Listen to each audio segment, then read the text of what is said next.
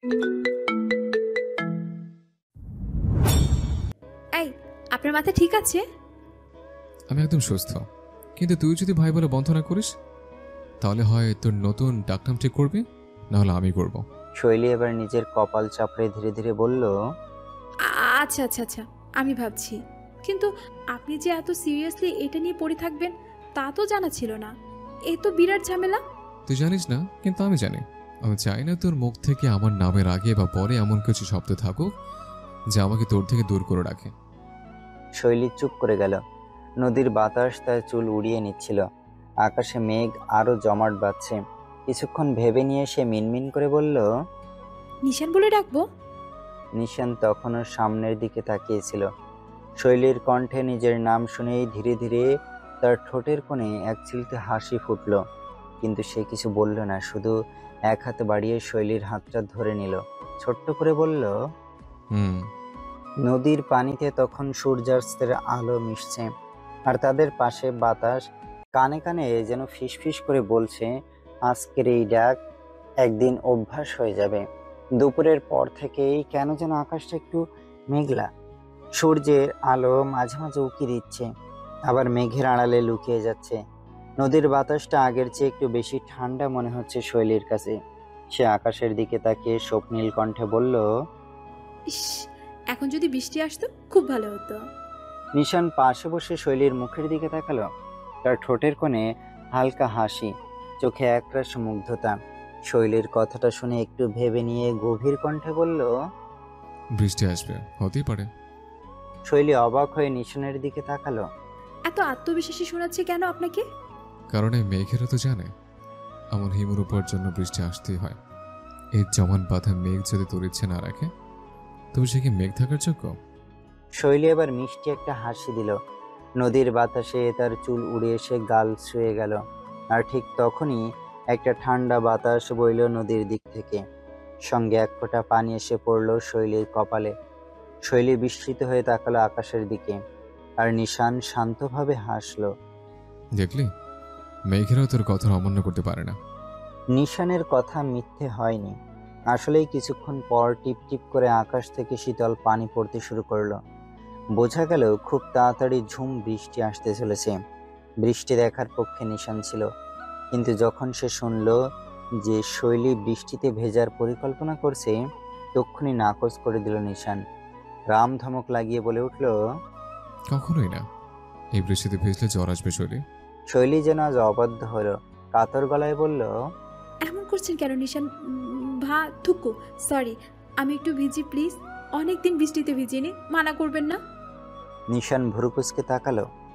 Trust me শৈলী, বৃষ্টিতে ভিজে যদি চট্টর আসে তাহলে তোকে আমি বাথটাবের ঠান্ডা পানিতে আবারও গোসল করাবো। শৈলী আঁতকে উঠল। কাতর গলা আরো বেশি স্পর্শকাতর হয়ে গেল। আপনি এত নিষ্ঠুর কেন? আমি কি এতটাই বড় কিছু চাইলাম? এ কি অন্যায় কিছু আবদার ছিল? একটা অনুরোধ করলাম, তাও আপনি এমন করছেন। ইমোশনাল ব্ল্যাকমেল করবি না শৈলী, তুই আমার বউ। আমি চাই না তুই অসুস্থ হোস। এই সময়কে জ্বর ভালো না, তোর অবস্থা খুব খারাপ হবে। তাই যা বললাম সেটাই শেষ কথা। শৈলী ঠোঁট ফুলিয়ে বলল, আপনার সব কথাই কি আমাকে মেনে নিতে হবে? নিশান মাথা কাত করে মুচকি হেসে বলল, তোর ইচ্ছা, মানবে কি মানবি না, কিন্তু যদি ভেজেস তাহলে পরের ধাপের জন্য তৈরি থাকিস। শৈলী একটু ভেবে নিয়ে সরে গিয়ে বলল, ঠিক আছে, আমি আর ভিজছি না। বলে নদীর পাড় থেকে উঠে পড়ল শৈলী। খড়ের ছাউনির নিচে গিয়ে দাঁড়িয়ে পড়ল দু হাতে বুকে গুজে। নিশানও ছাউনির নিচে এসে অবাক হয়ে বলল, এত সহজে মেনে নিলে? সন্দেহ হচ্ছে। শৈলী হালকা হাসলো, কিন্তু কিছু বলল না। নদীর উপর জমাট বাঁধা মেঘ দেখে নিশান একটু দুষ্টুমি করে বলল, আচ্ছা মেঘ, যদি তুই সত্যি আমার হিমরূপাকে ছুঁতে চাস তাহলে তোকে বৃষ্টি দিতেই হবে। কারণ আমার হিমরূপার জন্য আজ আকাশকে দানশীল হতে হবে, নইলে মন খারাপ করবে মেয়েটা, আমার উপর অসন্তুষ্ট হবে যে। শৈলী বিস্মিত চোখে নিশানের দিকে তাকালো। কত সুন্দর কথা! আপনি তো একদম কবিতার মতো কথা বলছেন। হয়তো কখনো কবি হয়নি, কিন্তু তোর জন্য কবিতার ভাষায় কেন যেন আপন মনে হয়। শৈলী একদম চুপ করে গেল। হালকা বাতাসে তার চুল উড়ছিল, আর সে এক দৃষ্টিতে নিশানের দিকে তাকিয়ে রইল। এক মুহূর্তের জন্য চোখ সরালো না। আর ঠিক তখনই আকাশ সত্যি দানশীল হলো। ভারী বৃষ্টি নেমে এলো। ঝুমঝুম করে বৃষ্টি পড়তে লাগলো। এমন ঝুম বৃষ্টি নামলো যেন আকাশ নিজেই সব আবেগ উজাড় করে দিচ্ছে। বাতাসে ভেজা মাটির ঘ্রাণ ছড়িয়ে পড়ল। নদীর পানি কাঁপতে লাগলো বৃষ্টির ফোঁটায়। খড়ের ছাউনির উপরে একটানা টাপ টাপ শব্দ হচ্ছে, যেন বৃষ্টি নিজেই গান গাইছে। আশপাশটা ধোঁয়াটে হয়ে গেল ঝরঝরে ফোঁটার ধাক্কায়। শৈলী দুহাত বুকের কাছে গুটিয়ে দাঁড়িয়ে আছে। তার চোখ এখনো বৃষ্টির দিকে, কিন্তু মুখটা যেন কেমন মলিন হয়ে গেছে। ছোট ছোট নিঃশ্বাস ফেলছে, ঠোঁট নড়ছে না, অথচ চোখের ভাষাটা স্পষ্ট। সে ভিজতে চায়, কিন্তু কিছু বলছে না, শুধু দাঁড়িয়ে আছে এক অদ্ভুত অভিমানের মতো চেহারায়। নিশান তাকে কেন এভাবে ভিজতে মুখের উপর মানা করলো? শৈলী নিজেও জানে যে সে অসুস্থ হয়ে পড়বে। যতই হোক, হতো না হয় একটু অসুস্থ, নিশানকে একটু সেবা করতে পারতো না? কি এমন হতো? নিশান পাশ থেকে শৈলীর সেই অভিমান লক্ষ্য করল। ভেজা বাতাস তার শার্টের হাতা উড়িয়ে দিল, কিন্তু সে অবিচল চোখে তাকিয়ে রইল শৈলীর দিকে। মেয়েটার চোখের সেই চাপা আবেগ, ঠোঁটের কোণে একটু থমকে থাকা হতাশা, সবকিছুই যেন বোঝা যাচ্ছে। কিন্তু আসলেই এখনকার জ্বর খুব একটা ভালো না। অথচ শৈলীর মিয়ে পড়া মুখটাও সহ্য হচ্ছে না। বৃষ্টি হচ্ছে, রোমান্টিক একটা পরিবেশ, আর তার হিমরূপা মুখে বিষাদ জমিয়ে রাখবে? শেষে নিজেকে হারালো নিশান।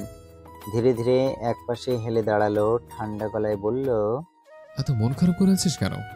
শৈলী চোখ নামিয়ে নিল, ফিসফিস করে বলল, কিছু না। নিশান এক হাত পকেটে ঢুকে একটু বাঁকা হাসলো। তাহলে এই সুন্দর বৃষ্টি দেখার সময় তোর মুখ এত ভারী কেন? শৈলী চুপ করে থাকলো, যেন কিছু বলার মতো শক্তি পাচ্ছে না। নিশান এবার একটু সামনে এগিয়ে গেল, মেয়েটার চোখে চোখ রেখে ধীর স্বরে বলল, তুই জানিস না, আমি শুধু কথার কবি না, আমি চোখের ভাষাও পড়তে পারি। শৈলী এবারও কিছু বলল না, কিন্তু নিশানের দিকে তাকিয়ে থাকলো। আর নিশান অনুভব করলো এই মেয়ে হয়তো সত্যি বৃষ্টি ছুঁতে চেয়েছিল, কিন্তু তার বলা কঠিন নিয়মের জন্য কিছুতেই পারেনি। নিশান কিছুক্ষণ শৈলীর দিকে তাকিয়ে রইল। শৈলীর চোখে ধরা শান্ত অবস্থাও ধরা পড়ছে, যেন বৃষ্টির প্রতি তার আকাঙ্ক্ষা পুরোপুরি মেনে নিয়েছে, কিন্তু মনটাই যেন কিছুটা জড়ানো ছিল। নিশান ধীরে ধীরে আর একটু সামনে এসে দাঁড়ালো। শোলে, তুই চাইলে ভিজতে পারিস, কিন্তু বেশিক্ষণ না প্লিজ। ঠান্ডা গায়ে লাগলে আর ভিজবি না। শৈলী এক দৃষ্টিতে নিশানের দিকে তাকালো। সে যেন এক মুহূর্তের জন্য নিঃশব্দ হয়ে গেল। নিশান তার চোখে গভীর দৃষ্টি দেখতে পেল, যেন দীর্ঘ অপেক্ষার পর কিছুটা শান্তি এসেছে। নিশান একটি মৃদু হাসি দিয়ে বলল, যা, বৃষ্টিটা উপভোগ কর। এই বৃষ্টির সাথে সাথে যেন তোর মনে থাকার সমস্ত দুঃখ ধুয়ে মুছে যায়। শৈলী কাতর নয়নে চেয়ে রইল। নিশান ধীর গতিতে শৈলীর দিকে এগিয়ে গিয়ে তার হাতে নিজের আঙুল রাখল। শৈলী মৃদু হাসল, যেন তার আকাঙ্ক্ষা পূরণ হলো। নিশান তার দিকে মুচকি হেসে চোখের ইশারা দিয়ে ভিজতে বলল। শৈলী এবার হাসতে হাসতে একদম বৃষ্টির দিকে চলে গেল। নিশান তার পাশেই দাঁড়িয়ে যেন তার প্রতিটি পদক্ষেপ দেখছে, আর অজান্তে নিজের মনেও কিছুটা প্রশান্তি খুঁজে পাচ্ছে। শৈলী এগিয়ে গিয়েও সাউন্ডের নিচে থাকা নিশানের দিকে তাকিয়ে বলে উঠল, আপনি ভিজবেন না? নিশান হাসল, খুব সূক্ষ্ম সেই হাসি। নেশালো গলায় জানান দিল, এই নিষ্ঠুর বৃষ্টি অকারণেই আমার হিমরূপাকে আদরে ছুঁয়ে দেখ। হোকটা আমার একটু হিংসা। আমি দূর থেকে তার হাসিতে ভেজা মুখটা দেখে, ভেজে চুলের সৌন্দর্য বিমোহিত হয়ে মেটে আমার চক্ষু পিপাসা। শৈলী মুহূর্তে স্তম্ভিত হয়ে গেল। নিশানের কথাগুলোর গভীরতা তার মনে মধুর অনুভূতি ছড়িয়ে দিল। তার মুখে মৃদু হাসি ফিরে এলো। শৈলী এবার একদম মুক্ত মনে বৃষ্টির দিকে পা বাড়ালো। বৃষ্টির প্রথম ফোঁটা তার মুখে পড়তেই তার চোখ ঝলমলে হয়ে উঠল, যেন সমস্ত পৃথিবী সে এক মুহূর্তে অনুভব করছে। একবার দৃষ্টিতে এক ঝলক আনন্দের ছোঁয়া, তারপর ধীরে ধীরে সে পুরোপুরি বৃষ্টির মধ্যে ঢুকে গেল। শরীরের প্রতিটি অংশে বৃষ্টি ভিজে যাচ্ছে, কিন্তু তার মধ্যে যে আনন্দের ঢেউ উঠেছে তা একদম স্পষ্ট। হাসির ছোট ছোট টুকরা তার মুখে ছড়িয়ে পড়ছে, চোখে জল লুকানো শীঘ্রই শুকিয়ে যাচ্ছে। নিশান ছাউনির নিচে দাঁড়িয়ে শৈলীকে দেখতে লাগলো। বৃষ্টির ফোঁটাগুলো শৈলীর শরীরে পড়ছিল, আর সে যেন সেই বৃষ্টির এক অমলিন অংশ হয়ে গেছে। নিশানের চোখে মুগ্ধতা, আর তার নেশালো দৃষ্টি কেবল শৈলীর দিকে ছিল। তার সমস্ত মনোযোগ এখন শুধু শৈলীর উপর। তার খুশিতে ভরা চেহারা, তার অদৃশ্য সৌন্দর্য, যা একটি মহাকাব্যিক দৃশ্য, যেন তার চোখে ভেসে উঠছে। শৈলীর মুখে সেই অনাবিল হাসি তার স্বপ্নের বাস্তবতা হয়ে সামনে দাঁড়িয়ে আছে। আর নিশান তার নিজের অভ্যন্তরের গহীন থেকে এক ধরনের প্রশান্তি অনুভব করছে। তার হৃদয় যেন কোনো এক লুকানো অনুভূতির দিক দিয়ে ভেসে যাচ্ছে, কিন্তু সে জানতো এর মধ্যে গভীরতা আছে, আরো অনেক কিছু যে একসাথে আসছে। শৈলী বৃষ্টির মধ্যে হেসে বলল, কিছুটা মনে হলো আপনার কবিতার সৌন্দর্য আজ সত্যি জীবন্ত হয়ে উঠল নিশান ভাই। শুনে আবারও ভুরু কুঁচকালো নিশান। তবে শৈলীর আনন্দ দেখে আর কিছু বলল না। থাক, কোনো এক রাতে না হয় ভাই বলার মহা শাস্তিটা দিয়েই দেবে। নিশান আবার হালকা হাসলো। তার চেহারায় এক অদ্ভুত এক শান্তি। কবিতা শুধুমাত্র কথা নয়, এটা তো তখনই বাস্তব হয় যখন কেউ তো অনুভব করতে পারে। চোখের কোণে এক পাথরের মতো স্থির দৃষ্টি। নিশান মৃদু হাসল। একদম মুগ্ধ চোখে সে নিঃশব্দে বলে উঠল, এটা যে কি সুন্দর। সে জানে বৃষ্টির মধ্যে শৈলীকে দেখতে, তার আনন্দে ভাসতে, আজকের এই মুহূর্তে সে একেবারে হারিয়ে গেছে। বিড় বিড় করে নেশালো কণ্ঠে নিশান আবারও আওড়ালো, এই ভিজে বাতাসের মতো আমার অনুভূতি হয়তো আমার হিমরূপাকে ছুঁয়ে যায়। সেটির পায় কিনা জানি না, কিন্তু আমি জানি সে ছাড়া সমস্ত মৌসুম শুষ্ক। নিশান জানতো না সে কতক্ষণ ধরে এক দৃষ্টিতে শৈলীকে দেখছে। সময় যেন থমকে গেছে, আর তার সমস্ত মনোযোগ এখন শৈলীর উপর আটকে আছে। বৃষ্টির ফোঁটাগুলো যখন শৈলীর গায়ে আছড়ে পড়ছিল, তখন সে একেবারে মুক্ত, একেবারে আনন্দিত। তার হাসিতে এক ধরনের মায়াবী ছোঁয়া। তার ভেজা চুলের চিকচিকে ভরা সৌন্দর্য নিশানকে এক অদ্ভুত ঘোরের মধ্যে নিয়ে গেল। বৃষ্টির শব্দ, বাতাসের শীতল স্পর্শ, সব মিলিয়ে যেন নিশানের চারপাশের জগৎ এক নিমিষে মুছে গেল।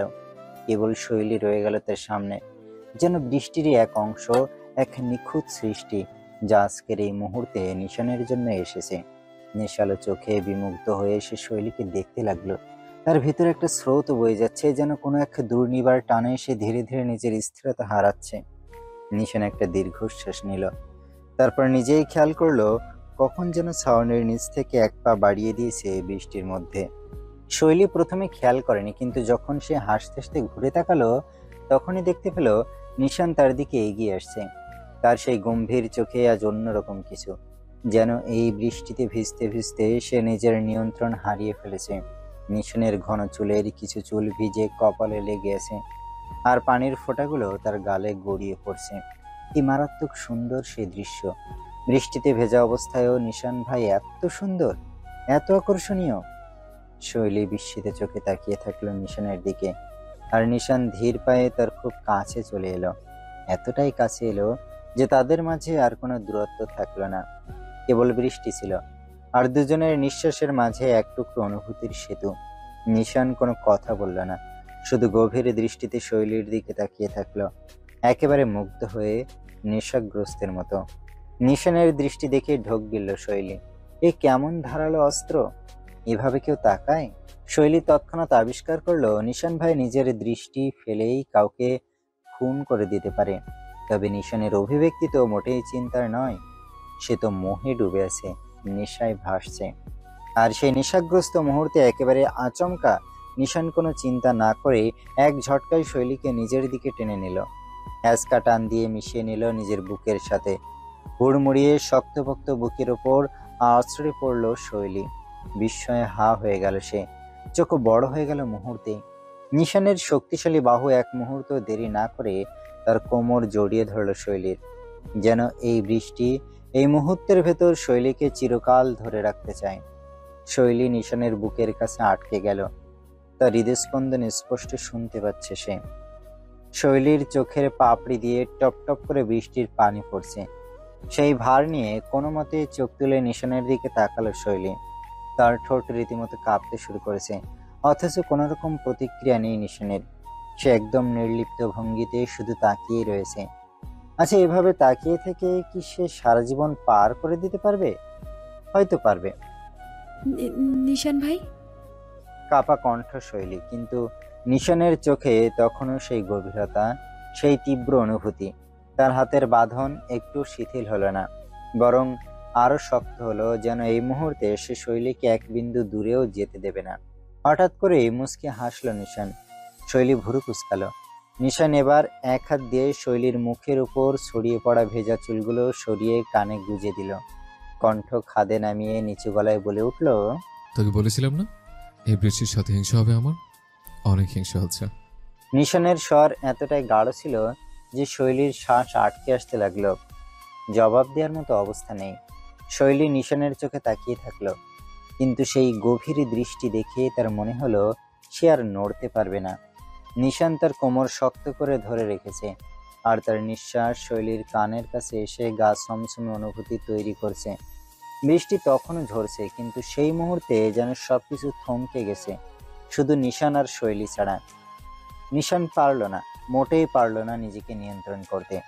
ভুলে গেল সে কোথায় আছে, ভুলে গেল বৃষ্টির তীব্রতা, ভুলে গেল তারা এখন নদীর পাড়ে রয়েছে। দেরি না করে আচমকায় শৈলীকে অবাক করে দিয়ে তার ঠোঁট জোড়া তীব্রভাবে আঁকড়ে ধরল নিশান। এই অতর্কিত হামলার তোপে কেঁপে উঠল শৈলী, চোখ বড় করল সহসাই, কিন্তু নিশান মোটেই পাত্তা দিল না। খেয়াল করলো না তার হিমরূপার এই অবাক হওয়াটা, বরং খুব আদুরে ভঙ্গিতে এক শৈলীর গালে গলিয়ে দিয়ে পেছনে ঘাড় আঁকড়ে ধরল। ডুবে গেল আরো গভীরভাবে। এমনিতেই বৃষ্টি হচ্ছে, এই ঝমঝম বৃষ্টির মধ্যে নিশানের এমন পাগলামিতে প্রায় শ্বাস আটকে আসতে লাগলো শৈলীর। মাথার ভেতর ঝড় বয়ে যাচ্ছে, কিন্তু নিশানের বাঁধনে সে যেন কেবলই গভীরে তলিয়ে যাচ্ছে। চোখের পলক ফেলতে ভুলে গেছে সে। এক মুহূর্তের জন্য তার পুরো শরীর নিস্তব্ধ হয়ে গিয়েছিল। নিশানের হাত ক্রমশই শক্ত হয়ে এলো। তার আঙুল শৈলীর পেছনের ঘাড় ছুঁয়ে এক গভীর টান সৃষ্টি করলো। এতক্ষণ যে হিমশীতল বৃষ্টির স্পর্শ শৈলীর শরীর ভিজিয়ে যাচ্ছিল, এখন সেটাও গনগনে আগুনের মতো মনে হচ্ছে তার কাছে। আবেশে কোনো মতে চোখ বুজল শৈলী। নিশান এতটাই গভীরে ডুবে গিয়েছিল যে চারপাশের বাস্তবতা তার জন্য বিলীন হয়ে যাচ্ছিল। বৃষ্টি ঝরছে, বাতাস বইছে, নদীর পানি স্রোতে কাঁপছে, কিন্তু নিশানের অস্তিত্বের পুরো দখল এখন কেবল একটাই, শৈলী। একটু পর ধীরে ধীরে শৈলীর দেহ কেঁপে উঠল, শ্বাস নেওয়ার জন্য ছটফট করলো সে। ততক্ষণে নিশান অনুভব করলো সে সত্যি নিজেকে হারিয়ে ফেলেছে। একটু থেমে শৈলীর ঠোঁট থেকে মুখ সরিয়ে আনলো, কপালে কপাল ঠেকিয়ে দিল, কিন্তু তার হাত এখনো শৈলীর কোমর শক্ত করে ধরে আছে। তার চোখে নেশা, শ্বাস অস্বাভাবিক দ্রুত। শৈলী ভয় পেল, বড় বড় শ্বাস টেনে হাঁপাতে শুরু করলো সে। কাপা গলায় কিছু একটা বলতে চাইল, কিন্তু নিশানের মুখের কাছে এসে গলা আটকে গেল তার। নিশান গভীর চোখে তাকিয়ে বলল, এই বৃষ্টি যদি আমাদের মুছে দেয়, তবে আমি চাই এই মুহূর্তটা চিরস্থায়ী হোক। আবেশময় কণ্ঠে ডুবে গিয়ে শৈলী অনুভব করলো তার চারপাশে আর কিছুই নেই, শুধু তারা দুজন। এই বর্ষণমুখর রাতে নদীর পাড়ে এক বন্ধনে আবদ্ধ হয়ে গেছে। হঠাৎ করে নিশান শৈলীর চোখের দিকে আবারও তাকালো, আদেশের মতো কড়া বাক্য ছুড়ে দিল সহসা, মৃগী রোগীর মতো হাত পা কাঁপালে চর লাগাবো শৈলী। ছোট বাচ্চাদের মতো ঢং করবি না। ইনডিরেক্টলি আমাকে সিরিয়াস করে নাটক করা বন্ধ কর। শৈলী বিস্ময়ে নিশানের দিকে তাকিয়ে রইল। মাত্র কয়েক মুহূর্ত আগেও যে নিশান আবেগময় কণ্ঠে তার হৃদয় কাঁপিয়ে দিল, সেই একই নিশান এখন হুট করে এমন গম্ভীর আর ধমকের সুরে কথা বলছে। লোকটা এমন হুট করে কিভাবে পাল্টে যেতে পারে? তার চোখ বিস্ফোরিত হয়ে গেল, ঠোঁট খানিক ফাঁকা হয়ে রইল। কি বলছেন আপনি? শৈলী হতচকিত হয়ে গেল। নিশান ঠোঁটের কোণে এক চাপা হাসি ফুটিয়ে তুলল, কিন্তু তার চোখে ছিল সেই চিরচেনা কঠোরতা। ঠিক বলেছেন, তুই তো খুব ভালো করে জানিস আমি নিজেকে সহজে হারাই না, অথচ তুই বড় বড় এমন কিছু করিস যাতে আমার নিয়ন্ত্রণ হারিয়ে যায়। তারপর নিজে আবার ভয় পাস, মৃগী রোগীর মতো হাত পা কাঁপাতে থাকিস। শৈলী ক্ষণিক থমকে গেল। এই নিশানকে সে খুব ভালো চেনে, যে একবার সিদ্ধান্ত নিয়ে নিলে তাকে টলানো কঠিন। কিন্তু আজ সে নিজেই তো নিজের নিয়ন্ত্রণ হারিয়েছিল। শৈলী ঠোঁট কামড়ে মাথা নিচু করলো, কিন্তু নিশান এত সহজে ছাড়ার পাত্র নয়। সে শৈলীর মুখের খুব কাছে এসে চাপা স্বরে বলল, শোন শৈলী, তুই যদি এমন ঢং করতেই থাকিস তাহলে একদিন সত্যি এমন কিছু হবে যেটা হয়তো আর থামানো যাবে না। শৈলীর গাল লাল হয়ে উঠল, বুকের ভেতর ধুকপুক শুরু হয়ে গেল। আপনি আমাকে ভয় দেখাচ্ছেন? নিশান ঠোঁট বাঁকিয়ে বলল, না, সতর্ক করছি, কারণ আমি কিন্তু অন্যদের মতো নই শৈলী। আমি যা চাই সেটা ঠিক কিভাবে নিতে হয় সেটা খুব ভালো করেই জানি। বৃষ্টির শব্দের মধ্যে নিশানের কণ্ঠ যেন বজ্রধ্বনির মতো মনে হলো শৈলীর কাছে।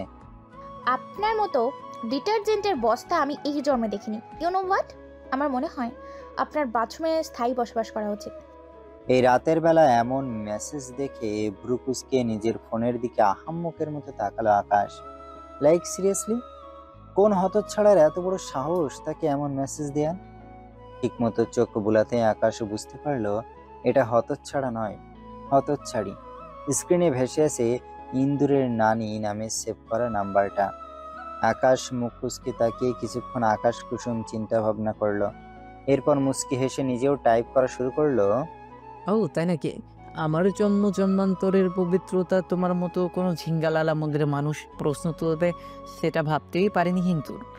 কিন্তু যেহেতু তুমি আমাকে বাথরুমের স্থায়ী বাসিন্দা বানিয়ে দিয়েছো, আমি মনে করি তোমার উচিত আমাকে ভালো একটা সাবান গিফট করা, যেন তোমার মতো বাজে চিন্তা ধুয়ে ফেলতে পারি। মেসেজ টাইপ করে রিমির নাম্বারে পাঠিয়ে দিল আকাশ। তারপর ফোনটা রেখে পায়ের উপর পা তুলে আয়েশি ভঙ্গিতে বসে রইল। কিছুক্ষণ পরপরই ফোন ভাইব্রেট করে উঠল। রিমির রিপ্লাই এসেছে। আপনার জন্য বাথরুমের সব সাবান কম বলা যাবে। আসলে আপনার পদ্মা নদীর জলে না ডুবিয়ে ধোয়ানো উচিত, যাতে আপনার গোয়ার তুমি ধুয়ে যায়। আকাশ হাসি আটকাতে পারল না, মুচকি হেসে সেও রিপ্লাই দিল। বাহ, সাবান থেকে একেবারে পদ্মার জল? মানে তুমি বুঝতে পেরেছো আমার জন্য ছোটখাটো পরিষ্কার কাজ যথেষ্ট নয়, একেবারে পবিত্র করাই লাগবে। সত্যি বলছি, তোমার মতো ব্রিলিয়ান্ট মেয়ে আমি আর দেখিনি। ফোনের ওপাশে এখন নিশ্চিতভাবে রিমি রেগে গিয়ে দাঁত কিড়মিড় করছে। এটা 100% নিশ্চিত। আকাশের মুখে বিজয়ী হাসি ফুটে ওঠে। অথচ তাকে ভুল প্রমাণ করে দিয়ে রিমি এবার কয়েকটা রাগী ইমোজি দিয়ে বলল, এই জন্যে কখনো আপনার প্রেম হয়নি। আপনি একটা অসহ্য। এমনিতেও কোনো মানুষ জাতের মেয়ে আপনাকে পছন্দ করবে না। আর আপনার মতো মাথা মোটা অবশ্য প্রেমের সংজ্ঞা জানে না। প্রথম লাইনটা দেখে রাগ হলেও শেষের কথাটা মাথায় লাগলো আকাশের। ঠোঁট প্রসারিত হলো। তার মানে আবারও সংজ্ঞা দেওয়ার সুযোগ এসেছে। নিজের সাহিত্যিক কবির পরিচয়টা আবারও প্রকাশ করার সুবর্ণ সুযোগ পেতেই 32 পাটি দাঁত বের করে হাসে আকাশ। রিমি হয়তো নিজেও জানে না আকাশের কাছে প্রেমের সংজ্ঞা জানতে চেয়ে সে কত বড় ভুল করে ফেলেছে। আকাশ বড় করে শ্বাস টেনে নিল। এরপর বিড়বিড় করে বলল, বিসমিল্লাহ। বলেই সে টাইপিং করা শুরু করলো প্রেমের এক মহাসংজ্ঞা। এই বেদি, তোর হাঁটুতে থাকা বুদ্ধিটা কাজে লাগিয়ে আমার কথা মনোযোগ দিয়ে দেখ। শোন, প্রেম মানে হলো একটা নির্দিষ্ট মানুষের ঝগড়া সহ্য করার অসীম ক্ষমতা। প্রেম মানে হলো কারো বকবকানির ওপর গবেষণা করে ডিগ্রি অর্জন করা। প্রেম মানে হলো একটা মানুষ তোর চুলের স্টাইল থেকে শুরু করে মোজার রং পর্যন্ত খুদ ধরবে আর তুই হাসি মুখে শুনবি, কারণ তুই প্রেমই পড়ছস। আবার ধর, প্রেম এক প্রকার ফাঁদ, যেখানে একবার পা দিলে তোর স্বাধীনতা বলে কিচ্ছু থাকবে না, শুধু হ্যাঁ আর তুমি ঠিক বলেছ বলার স্কিল বাড়বে। প্রেম হলো এমন একটা অনুভূতি যেখানে রাগ করছি মানে আমাকে এখনই খুশি করো, আর তোমার সাথে কথা বলবো না মানে 10 মিনিট পরেই কল দাও। আর প্রেমের আসল সংজ্ঞা, প্রেম মানে হলো যখন তুমি রাত 3টায় অযথাই ভাববে ও আজকে খেয়েছে তো, যখন তুমি কারোর রাগ দেখেও হাসবে কারণ সে রেগে থাকলেই সবচেয়ে সুন্দর লাগে, যখন তুমি নিচের জিদ ফুলে শুধুমাত্র একটা হাসি দেখার জন্য সবকিছু করতে রাজি থাকো, তবে প্রেমের সবচেয়ে বড় সংজ্ঞা হলো তুই যদি এখনো আমার এই এত বড় মেসেজ পড়ছস তাহলে তুই নিজেও প্রেমের ব্যাপারে আগ্রহী ইন্দুরের নানি। সো আমাকে বলার কোনো অধিকার নেই যে আমি প্রেম বুঝি না। মেসেজ শেষ করেই আকাশ হাসলো। সে জানে রিমি এখন মুখ গম্ভীর করে ভ্যাবাচাকা খেয়ে বসে আছে, কিন্তু মনে মনে হয়তো একগাল হাসছে। হয়তো হ্যাঁ, হয়তো না। রিমিকে জব্দ করে এবার হাসলো আকাশ, কারণ রিমি আর রিপ্লাই দেয়নি। কিছুক্ষণ রিমির মেসেজের জন্য অপেক্ষা করে ধপ করে বিছানায় শুয়ে পড়লো আকাশ। মনে মনে বেশ খুশি হলো সে। এমনিতেও কেন যেন এতক্ষণ ধরে খুব হতাশ আর খুব মন খারাপ লাগছিল। অথচ এই ইন্দুরের নানির সাথে কথা বলে এখন একদম মনটা ফুরফুরে লাগছে। লুঙ্গি গুটিয়ে চিকনি চামেলি ডান্স দিতেও ইচ্ছে করছে। আহা, কি একটা অদ্ভুত পরিস্থিতি। ফোনটা হাতে নিল আবারও। আকাশ শুয়ে শুয়ে ফোনের স্ক্রিনের দিকে তাকিয়ে থাকলো।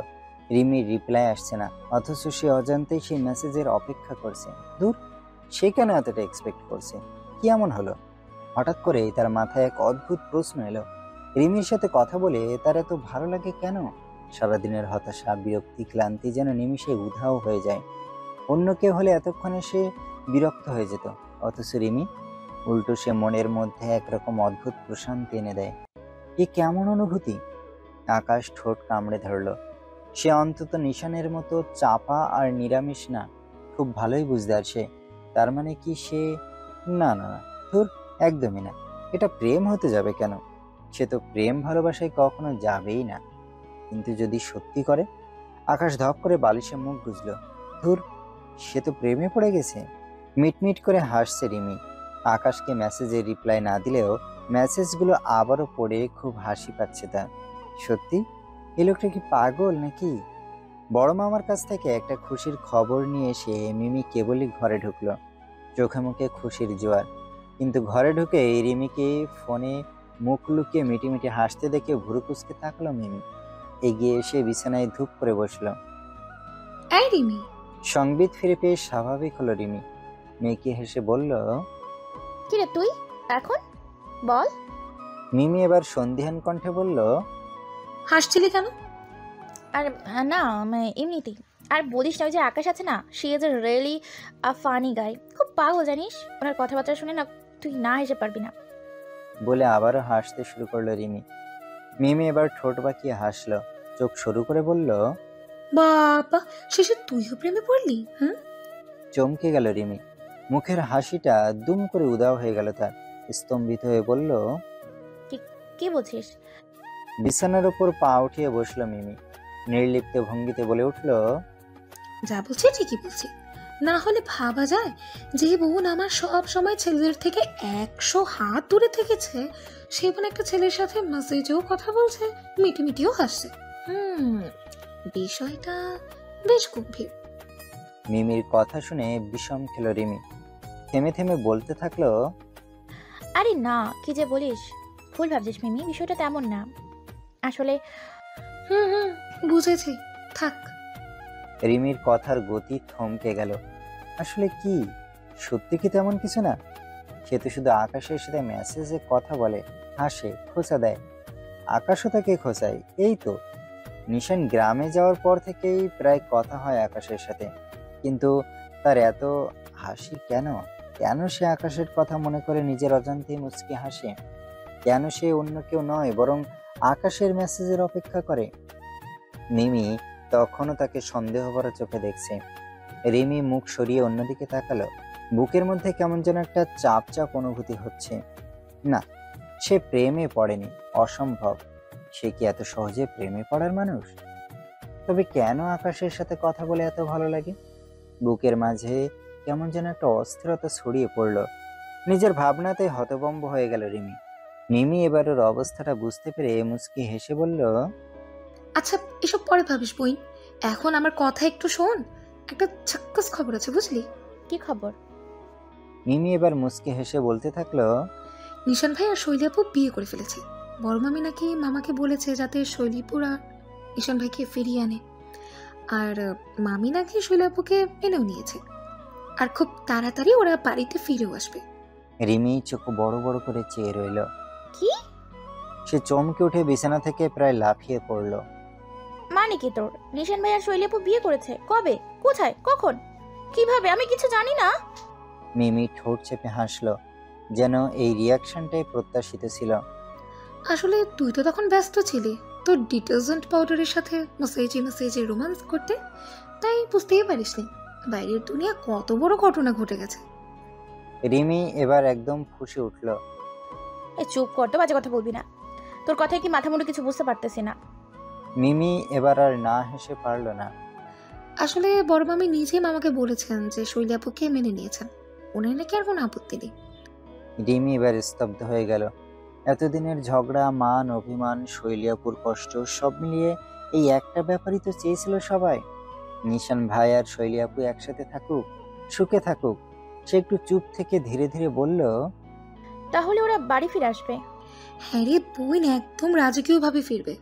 এদিকে সবাই তো খুশিতে দিশেহারা। মাও শুনে খুব খুশি হয়েছে। রিমি ঠোঁটে একগাল হাসি ফুটে উঠল। ওয়াও, এটা তো ঝাক্কাস খবর ভাই। কিন্তু রিমি এটা বুঝলো না যে আকাশ থেকে কিছু কেন বলল না। অন্তত আকাশ তো এইসব বিষয় জানার কথা। রাত গভীর হয়েছে, ঘড়ির কাঁটা এখন 12টার কাছাকাছি। ঝুম বৃষ্টি থেমেছে কয়েক ঘন্টা আগেই, কিন্তু তার স্পর্শ এখনো রাতের বুকে জড়িয়ে আছে। ভিজে আঙিনায় জমে থাকা পানিতে চাঁদের আলো ভেঙে ভেঙে পড়ে, যেন কাচের টুকরো ছড়ানো। গুমোট গন্ধ ভেসে বেড়ায় বাতাসে। মাটি থেকে উঠে আসা সেই স্নিগ্ধ তৃষ্ণার ঘ্রাণ, যা বৃষ্টির পরেই কেবল জাগে। গাছের পাতায় আটকে থাকা ফোঁটাগুলো মাঝে মধ্যেই টপকে পড়ে। শব্দ হয় ঠিক যেন কাঠবিড়ালির নরম পায়ের ডগা শুকনো পাতায় পড়ার মতো। দূরে কোথাও ব্যাঙের ডাক ভেসে আসে, আর নালার জলে ভেসে বেড়ায় পচা জুঁই ফুলের একটা পাপড়ি, যা কালো জলের উপর সাদা দাগের মতো। বিদ্যুতের খুঁটিতে ঝুলে থাকা বাল্বটা মাঝে মধ্যে জ্বলে ওঠে, তারপর আবার মেলান হয়ে যায়, যেন রাতের নিঃশ্বাস নেওয়া।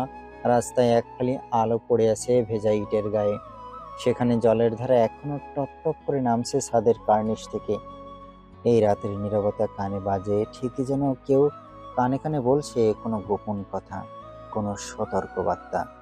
বৃষ্টি ভেজা বাতাস জানালার ফাঁক দিয়ে ঢুকে হাত বুলিয়ে যায় গালে, ঠান্ডা আর একটু কাঁপুনি দিয়ে। নিশানের কথা মিথ্যা হয়নি। শৈলীর সত্যি সত্যি জ্বর চলে এসেছে। সেই সময় নদীতে বেশ সুন্দর একটা সময় কাটানোর পর তারণ বাড়িতে ফিরে এসেছে। বাংলোতে ফিরে আসার সময় রাস্তাতেই শৈলীর মাথা ব্যথাটা শুরু হয়েছিল।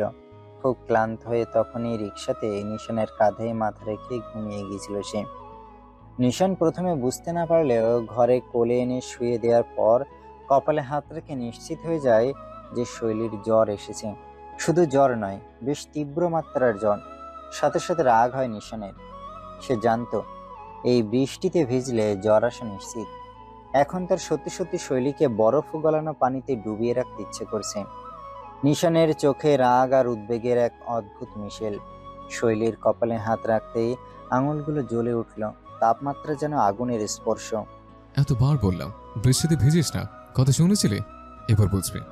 ফিসফিস করে বলে ওঠে নিশান, দাঁত কামড়ে ধরে। কিন্তু এখন রাগ করার সময় নয়।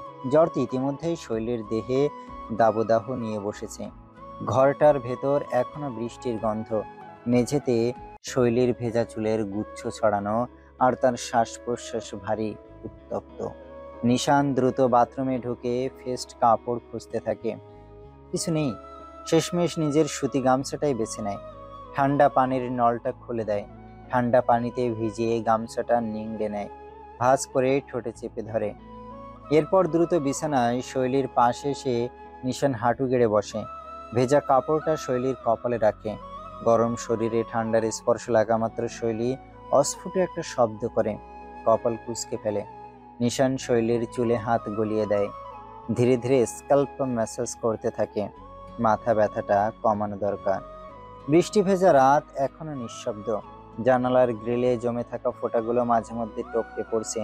দূরের বিদ্যুতের খুঁটিতে সেই বাল্বটা আবার জ্বলে ওঠে, নিশানের ছায়াকে বাড়িয়ে দেয় শৈলীর উপর। মনে হয় রাত নিজেই সাক্ষী হয়ে আছে এই মুহূর্তের। কিছুক্ষণ পর নিশান তীক্ষ্ণ দৃষ্টিতে শৈলীর দিকে তাকায়। তার গালে জ্বরের লালিমা ফুটে উঠেছে, শ্বাসের গতি অস্থির। আলমারির দিকে ছুটে যায় নিশান। দরজাটা টেনে খুলে এক গাদা কাপড়ের ভিড় থেকে পুরনো একটি নরম কম্বল বের করে। সেটা হাতে নিয়ে নাকের সামনে ধরে। গন্ধ পায় ন্যাপথলিনের ঝাঁঝ আর একটু সাবানের সুবাস। ফিরে এসে শৈলীর শিয়রের পাশে বসে। একটু থমকে যায় নিশান, তারপর ধীরে ধীরে কম্বলটা খুলে ওর কাঁপুনি ভরা শরীরে জড়িয়ে দেয়। কম্বলের কোনাগুলো গুছিয়ে দেয় গলার কাছে, যেন ঠান্ডা বাতাস একটু ঢুকতে না পারে। শৈলীর কপালে এখনো জলপট্টি, কিন্তু তাপমাত্রা নামার কোনো লক্ষণ নেই। শৈলীর দিকে কিছুক্ষণ ব্যথাতুর নয়নে তাকিয়ে থাকলো নিশান। এখন কি করবে সে? এই এত রাতে তো ডক্টরও পাবে না। পরিচিত কোনো ডক্টরকে কল করাও কোনো সুযোগ নেই। ডক্টর সারিকা, যিনি তালুকদার বাড়ির ফ্যামিলি ডক্টর, তিনিও কানাডা গিয়েছেন। নিশান ধৈর্য ধরে শ্বাস ফেলল। এরপর দেরি না করে একদম রান্নাঘর থেকে একটা বাটিতে বরফ গলানো পানি নিয়ে এসে বিছানায় বসে পড়ল। শৈলীর কপালে রেখে দিল ভেজা গামছাটা। খানিক সময় বাদে উল্টেও দিল। কিছুক্ষণ পর হঠাৎ শৈলীর ঠোঁট কেঁপে উঠল, ভুরু কুঁচকে গেল। নিশান গামছাটা সরিয়ে নিয়ে ওর মুখের দিকে তাকিয়ে রইল। এগিয়ে গেল খানিক, আদুরে কণ্ঠে বলল, শৈলী, ঠিক আছিস? খারাপ লাগছে না? আরো কিছু বলবে কিনা ভাবার আগেই শৈলী ফিসফিস করে বলে উঠল, আপনি এমন কেন করেন নিশান ভাই? হুম, আমি আবার কি করলাম? শৈলীর কপাল আরো কুঁচকে গেল, যেন রাগে ফুঁসছে। ঠোঁট নড়ে, কিন্তু শব্দগুলো অস্পষ্ট। কেমন যেন কান্না জড়ানো কণ্ঠে বলল মেয়েটা। সারাক্ষণ বকাঝোকা ধমক দেন আমাকে, কেয়ার করেন না একটুও। নিশান এবার মুচকে হাসলো, ভুরু উঁচিয়ে জিজ্ঞেস করলো, ও তাই নাকি? কেয়ার করি না। শৈলী আবারও ফিসফিস করে বলে উঠল, হুম, একটুও না। আমি থাকবো না আপনার সাথে, বাপের বাড়ি চলে যাব। এবছরের সেরা কৌতুকটা মাঝরাতে শুনল যেন নিশান। চেহারাটা এমন বানালো যেন কেউ তাকে মঙ্গল গ্রহে উড়ে উড়ে যেতে বলছে। ভুরু উঁচিয়ে জিজ্ঞেস করলো নিশান, বাপের বাড়ি যাবে? বেশ ভালো কথা। কিন্তু শৈলী, আনফর্চুনেটলি তোর তো বাপের বাড়ি নেই। তোর শ্বশুর বাড়িটাই তো তোর বাপের প্রথম বাড়ি। এবার ফুপিয়ে কেঁদে উঠল শৈলী। বদ্ধ চোখের পাতা কুঁচকে গেল, যেন শৈলী এই কথা শুনে খুব বেশি কষ্ট পেয়ে গেছে। নাক টেনে বলতে থাকলো, আমার বাপের বাড়ি নেই? আহ, আমি কোথায় যাব? কেউ আমাকে কেয়ার করে না। আমি আপনার সাথে ঝগড়া হলে কোথায় যাব? উগান্ডা যাস। বলেই ফোঁস করে শ্বাস ফেলে নিশান। সে এবার নিশ্চিত হলো যে শৈলী ঘুম এবং জ্বরের ঘরে সব উল্টাপাল্টা কথা বলছে। কিন্তু নিশানের ভালোই লাগছে, খুব একটা মন্দও নয় বটে। শৈলী মাথা নাড়ালো, এবার কপাল কুঁচকে চোখ বুজে ফিসফিস করলো, আমার এত জ্বর, ঠান্ডা, মাথা ব্যথা করছে, এত কষ্ট হচ্ছে, অথচ আপনি শুধু রাগ করছেন। কিন্তু ভালোবাসবেন তো, তাই না? না, সেটাও না। আহ, আপনি আমায় ভালোবাসেন না। নিশানের হাসিটা মুহূর্তে স্তব্ধ হয়ে গেল। বুকের ভেতর কোথাও ধাক্কা লাগলো যেন। সে কিছু বলবে কিনা ভাবার আগে শৈলী ফিসফিস করে বলে উঠল, একটু জড়িয়ে ধরুন না, ঠান্ডা লাগছে। নিশান থমকে গেল। শৈলীর কণ্ঠ কাঁপছে, কিন্তু কথাগুলো যেন ঠিক হৃদয়ের গভীর থেকে বেরিয়ে আসছে। নিশান কয়েক সেকেন্ড চুপচাপ তাকিয়ে রইল, তারপর মৃদু হাসল। এতদিন তো আবদার করিস নে, এখন জ্বরের ঘরে ঠিকই মুখ দিয়ে ক্ষয় পড়ছে। সাবাস, আগে বলবি না? আগে জানলে তোকে ঠান্ডা পানির তলে ডুবিয়ে রেখে হলেও জ্বর আনাতাম। শৈলী একটু সাড়া দিল না, যেন ঘুমের ভেতরেই কথাগুলো বলে গিয়ে ক্লান্ত হয়ে আবারও চুপ হয়ে গেছে। নিশান একপাশে মাথা কাত করলো, কপালের ঠিক মাঝখানে আলতো করে হাত রাখলো। জানি না এসব উল্টোপাল্টা কথা জ্বর না বলে আমার মনে থাকবে নাকি? তবে মনে না থাকলে সমস্যা নেই, মনে করিয়ে দেব। এই বলে নিশান শৈলীর কপালে আবার ঠান্ডা জলপট্টিটা রাখলো, কিন্তু এবার ওর ঠোঁটে লুকানো হাসিটা আর লুকিয়ে থাকলো না। নিশান শৈলীর মুখের দিকে কিছুক্ষণ তাকিয়ে রইল। মেয়েটার মুখে জ্বরের ছাপ, চোখের কোণে ভেজে, ঠোঁট কেঁপে কেঁপে যাচ্ছে। এতক্ষণ মজা নিচ্ছিল সে, কিন্তু এখন আর পারছে না। শৈলী অসহায়ভাবে ওর দিকে হাত বাড়িয়ে দিয়েছিল, জড়িয়ে ধরার জন্য আবদার করেছিল। নিশানের বুকের ভেতর মোচড় দিয়ে উঠল। সে আর দেরি করল না, ধীরে ধীরে বিছানায় উঠে এলো, শৈলীর পাশে শুয়ে পড়ল। তারপর খুব সাবধানে কোমলভাবে শৈলীকে নিজের বুকে টেনে নিল। সাথে সাথে আবিষ্কার করলো মেয়েটার সারা শরীর তাপে জ্বলছে। শৈলী নিশানের শরীরের উষ্ণতায় একটু নড়ে চড়ে উঠল, তারপর নিঃশ্বাস ফেলে গুটিসুটি মেরে ওর কাছে আরো ঘেঁষে এলো। নিশানের বুকের সাথে ওর কপালটা লেগে রইল। নিশান শৈলীর ঠান্ডা হাত দুটো ধরে নিজের হাতের ভেতর ঢুকিয়ে নিল, হাত বুলিয়ে ওর শরীরটাকে উষ্ণ করতে লাগলো। এই যে চালের বস্তা, এখন গরম লাগছে? ঠান্ডা কমেছে? শৈলী কোনো উত্তর দিল না, শুধু নিশানের বুকের কাছে মুখ গুজে নিল। ছোট ছোট শ্বাস ফেলছে সে। নিশান হেসে ফেলল, একটা হাত ওর চুলের মধ্যে চালিয়ে দিল, আঙুল দিয়ে আলতো করে ম্যাসাজ করতে লাগলো। শৈলীর নিঃশ্বাস ধীরে ধীরে স্বাভাবিক হচ্ছে। নিশান নিচু গলায় বলল, সুস্থ ছিলে যখন মুখ ফুটে বলতে পারলি না, এখন জ্বর বাঁধিয়ে আদর চেয়েছিস? মামা বাড়ির আবদার না, শখ কত। যাই হোক, বেশ করেছিস, যত ইচ্ছে আদর নেবে, কিন্তু আগে ঠিক হয়েছে। শৈলী ওর বুকের কাছে আরো শক্ত হয়ে নিজেকে জড়িয়ে নিল। নিশান শৈলীর কপালে আলতো করে ঠোঁট ছোঁয়ালো, তারপর কপালের জলপট্টিটা সরিয়ে নিয়ে ওর কপালে হাত রাখলো। তাপমাত্রা একটু কমেছে, কিন্তু এখনো গরম। আর একটু সময় লাগবে। কিন্তু ভয় নেই, আমি তো আছি। তো প্রিয় ধমক দেওয়া লোকটা কোথাও যাবে না। শৈলী নিশানের বুকের ভেতর আরো ছোট হয়ে এলো। নিশানের শার্টের কাপড়টা মুঠো করে ধরে থাকলো। নিশান মুচকি হেসে ওর কপালের উপর আরেকবার আলতো করে চুমু দিল। হাত দিয়ে ওর পিঠে আস্তে আস্তে হাত বুলিয়ে দিতে লাগলো। বাইরে এখনো টিপ টিপ করে বৃষ্টি পড়ছে, জানালার কাছে ফোঁটা জমছে, কিন্তু নিশানের বাহুর ভেতরে শৈলী তখন পৃথিবীর সবচেয়ে উষ্ণতম আশ্রয় আছে। সকালের আলো আস্তে আস্তে ঘরের ভেতর ঢুকছে, এখন আর বৃষ্টির ছিটে ফোঁটাও নেই। জানালার ফাঁক দিয়ে উজ্জ্বল সোনালী আভা ছড়িয়ে পড়ছে বিছানায়। নিশান ধীরে ধীরে চোখ খুলল। শরীরটা অদ্ভুতভাবে ভারী লাগছে, কারণ শৈলী তো এখনো ওর বুকের উপর ছোট্ট শিশুদের মতো গুটিসুটি মেরে শুয়ে আছে। কোনো জগতের চিন্তা নেই তার মাঝে। নিশান ঘুম ঘুম চোখে শৈলীর দিকে তাকালো।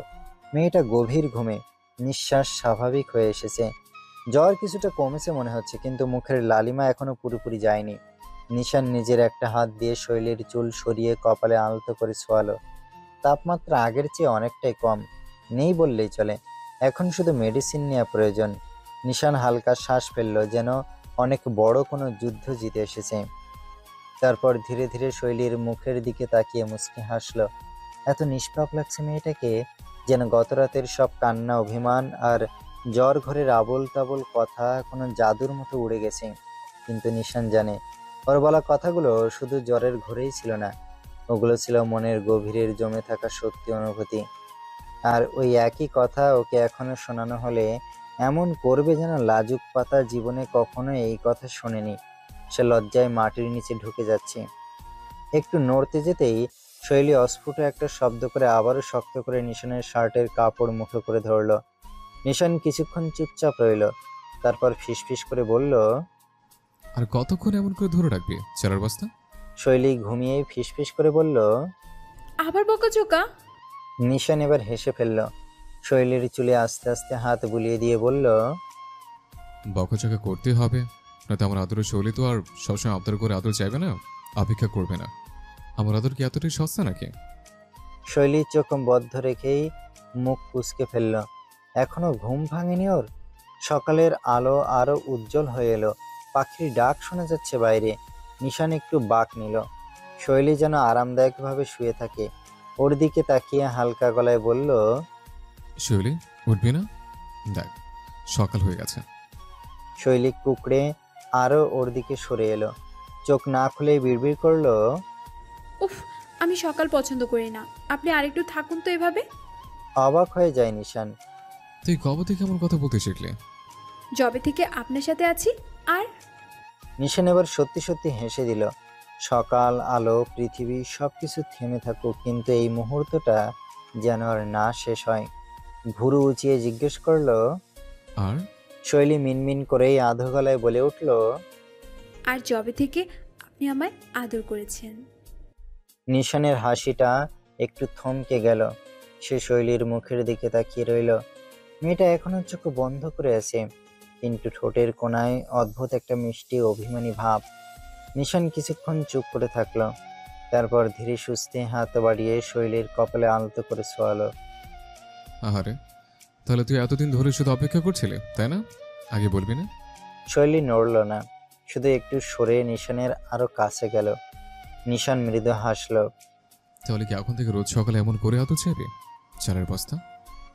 শৈলী এবার চোখ খুলল, কিন্তু গাল লাল হয়ে গেছে। এই লোকটা নতুন ডাক নামটা কোথা থেকে আমদানি করলো কে জানে। কোন অ্যাঙ্গেল থেকে তাকে চালের বস্তার মতো দেখতে ভেবে পেল না শৈলী। মুখ গুজে নিশানের বুকে চাপা স্বরে বলল, আপনি আবার শুরু করলেন? নিশান মজা পেল। একটু ঝুঁকে শৈলীর কানের কাছে ফিসফিস করলো।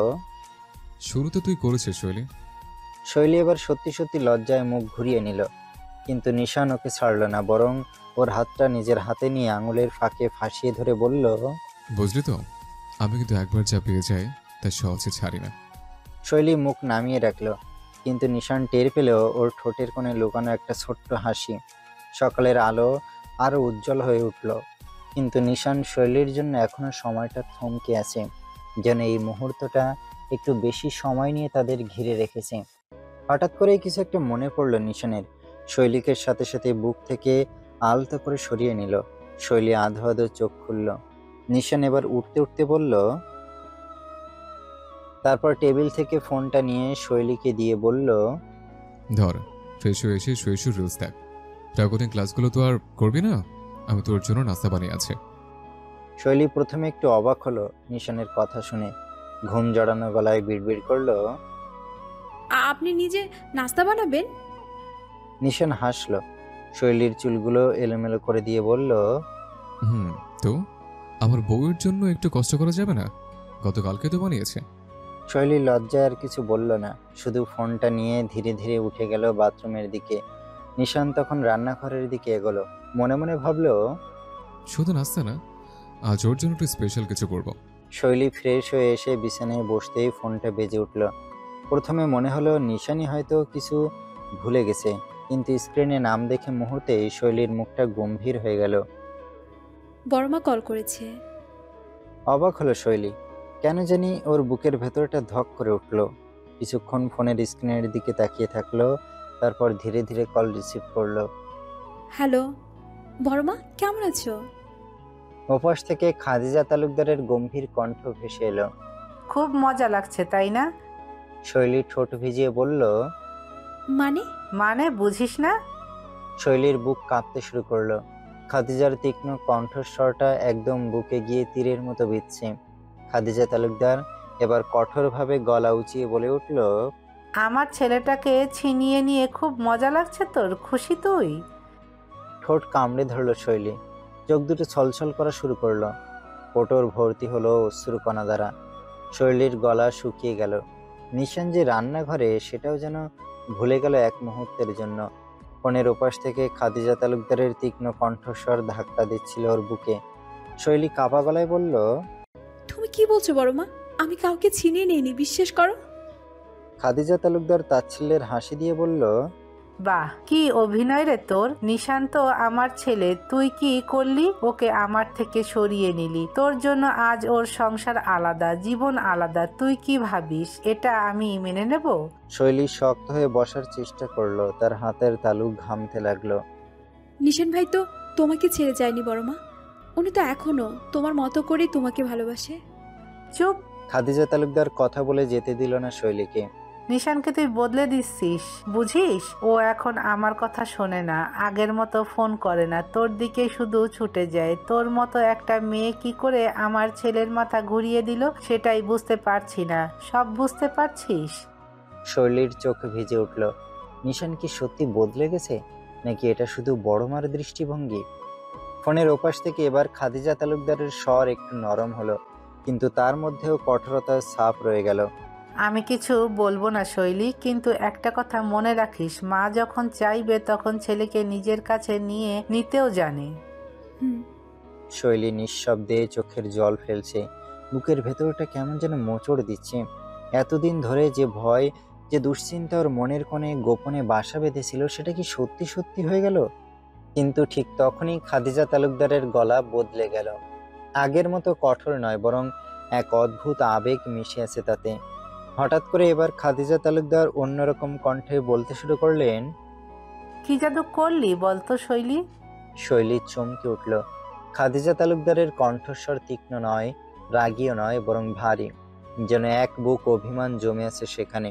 নিশানকে তো জাদু করেছিস তাই না? সাথে পুরো পরিবারকেও। কি চাস তুই? হ্যাঁ, তিলে তিলে আমার ছেলেকে এমন ভাবে নিজের মায়া জড়ালি যে সাথে আমাকেও জড়ালি। আমি তোকে ঘৃণা করতে চেয়েছিলাম, তোকে দূরে সরাতে চেয়েছিলাম, কিন্তু আমি পারলাম না শৈলী। এখন কি হয় জানিস? তোর নিষ্পাপ মুখটা চোখ বন্ধ করলেই দেখতে পাই। নিশানের পর কোনো সন্তান হয়নি আমার, একটা মেয়ে নেই আমার। এখন তুইও চলে গেলি, তো গেলি, আমার ছেলেটাকেও নিয়ে গেলি। গাধা কোথাকার! তুই কি বুঝিস না কিছু? শৈলীর নিঃশ্বাস আটকে গেল। খাদিজা তালুকদারের কণ্ঠ একেবারে বুঝে এলো। কিন্তু আমি কিছুতেই সেটা স্বীকার করতে চাইনি। নিজেকেই বুঝ দিচ্ছিলাম যে তুই আমার শত্রু, আমাদের পরিবারের বোঝা, আমার প্রতিপক্ষ, নিশানকে আমার থেকে দূরে সরানোর কারণ। কিন্তু এখন বুঝতে পারছি আসলে আমি নিজেই নিজেকে নিশান থেকে দূরে সরিয়ে দিয়েছিলাম। শৈলীর চোখ থেকে টুপটাপ করে পানি পড়ছে, কেমন যেন একটা প্রশান্তি ছড়িয়ে পড়লো বুকের ভেতরে। খাদিজা তালুকদার এবার একটু রাগের সুরে বললেন, ফিরে আয় শৈলী, তোরা তো দুজনেই বড্ড জেদি। আমি আর পারছি না তোদের ছাড়া। এত নাটক আর সহ্য হচ্ছে না। নিশান কি শুধু তোরই? ও আমারও। আমি ওর মা, আর তুই হলি আমার মেয়েটা। শৈলী চুপ করে শুনছে। এই ডাক, এই ভালোবাসা, এটাই তো এতদিন চেয়েছিল।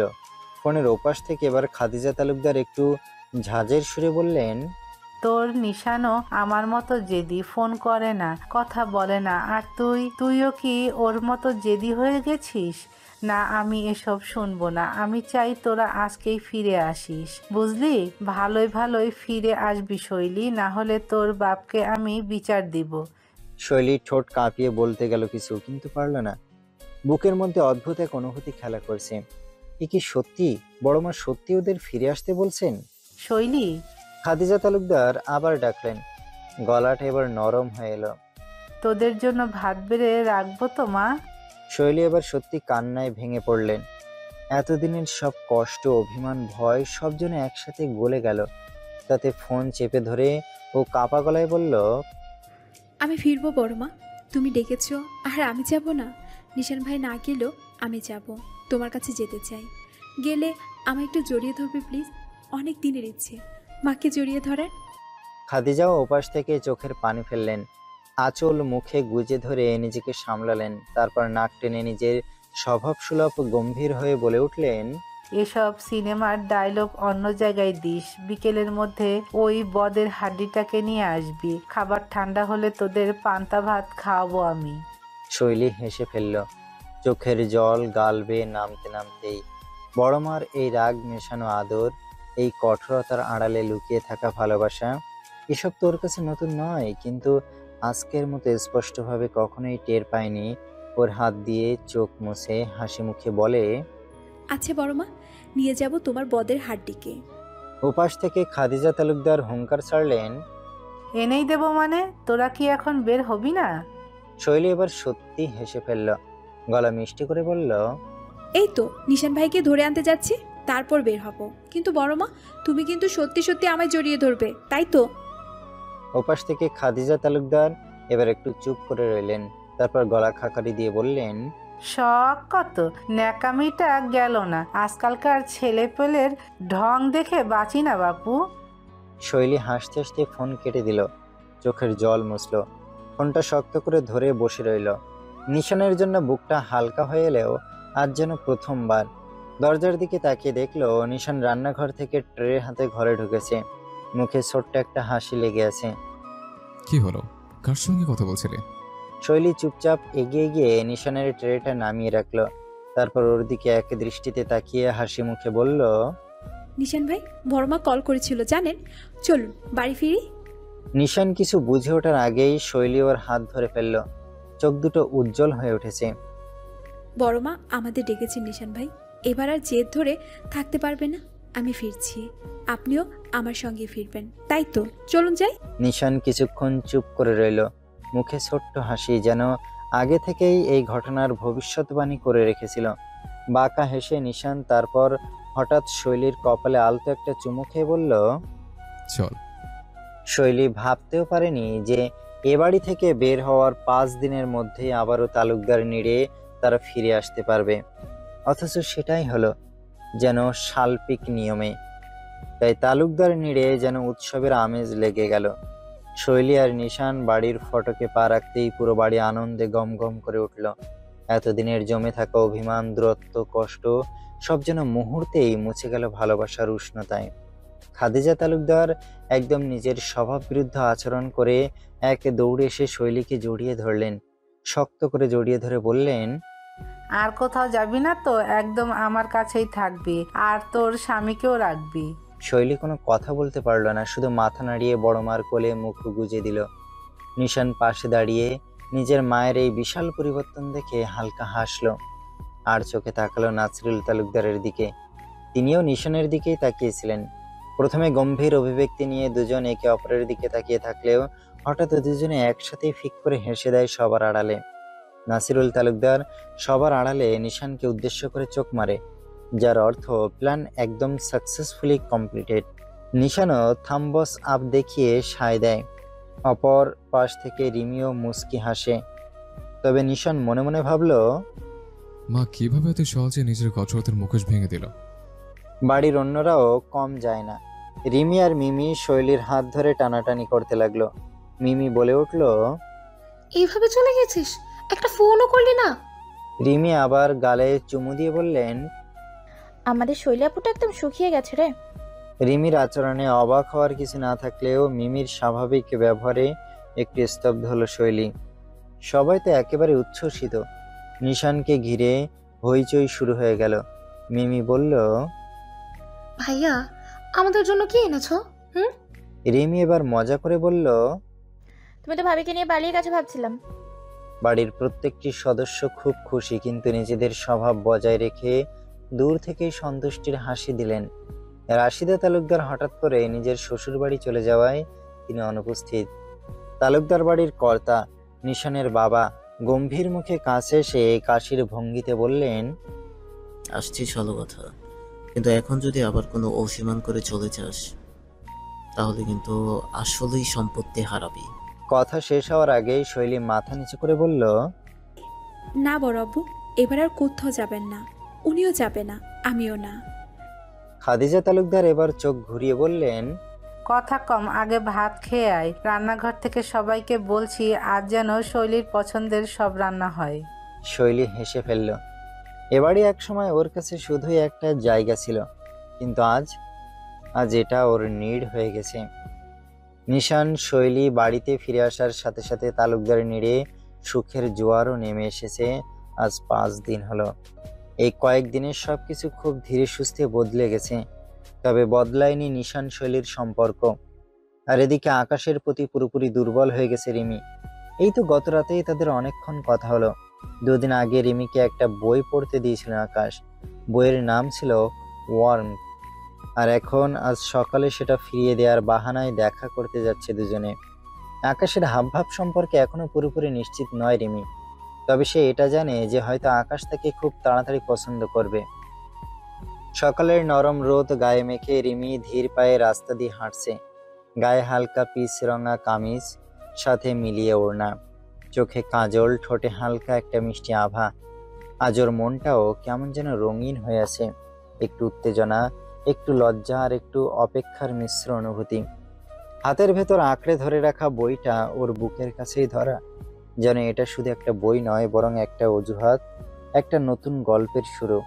মাঝে মাঝে ওর গালে লজ্জার এক চিলতে লাল আভা ফুটে উঠছে, কারণ জানে আজও আকাশের সাথে দেখা করতে যাচ্ছে। আর দেখা করতে যাওয়ার এই অনুভূতিটাই যেন ওকে ভেতর থেকে অন্যরকম আলোয় ভরিয়ে দিয়েছে। রাস্তার ধারে ফুলগাছের শাখাগুলো রোদ মাখা হাওয়ায় দুলছে, আর ওর মাথার উপর দিয়ে 2টো পাখি উড়ে গেল। রিমি হালকা মুচকি হেসে চোখ নামিয়ে আনলো। মনে মনে ভাবলো, আকাশ কিভাবে তাকাবে ওর দিকে? কিছু বলবে, নাকি চুপচাপ শুধু বইটা নিয়ে চলে যাবে? হাওয়ার হালকা ঝাপটায় ওর চুলের কিছু অংশ এলোমেলো হয়ে কপাল এসে পড়ল।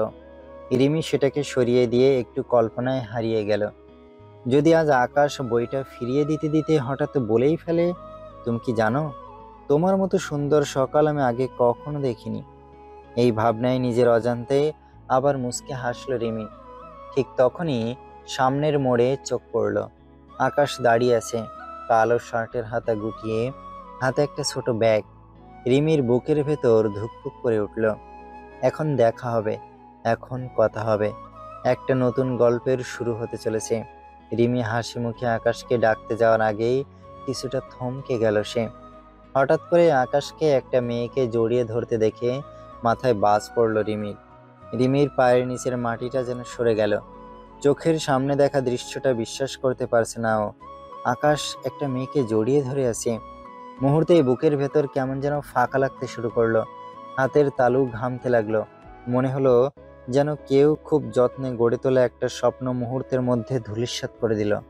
ওর হাতের বইটা শক্ত করে চেপে ধরল রিমি। না, আর এক মুহূর্ত এখানে দাঁড়িয়ে থাকতে পারবে না। পায়ের নিচে থাকা পথটাকে অস্পষ্ট মনে হতে লাগলো। তাড়াতাড়ি মুখ ফিরিয়ে নিতে চাইল, কিন্তু চোখের কোণে এক চিলতে অশ্রুর আভা জ্বলজ্বল করলো।